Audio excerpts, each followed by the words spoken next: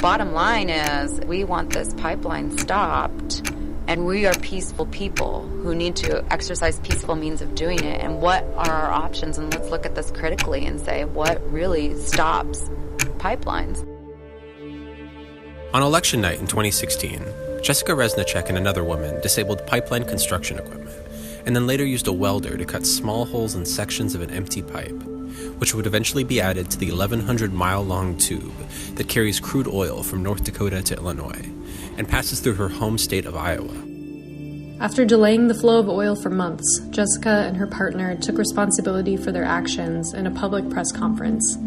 In her statement, Jessica wrote that after exhausting all avenues of process, from petitions for environmental impact statements and public comment periods, to hunger strikes, marches, boycotts, and civil disobedience, she took her actions as a last resort.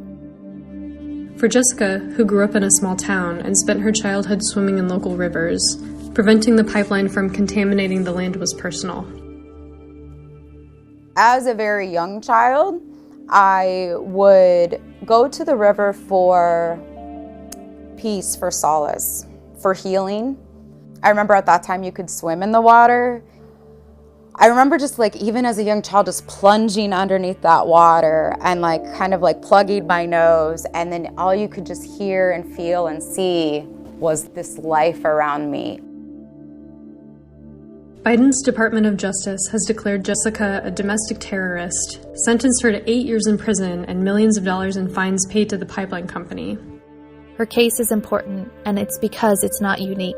Laws specifically criminalizing environmental protests have now been passed or put on the table in most U.S. states. The moment anyone seriously challenges a corporation's freedom to push us closer to the cliff, the government uses the language of terrorism and they make you disappear.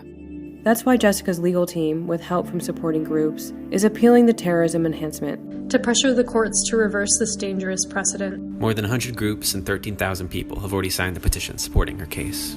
What they're doing to Jess, they could do to any of us. We can't let that happen.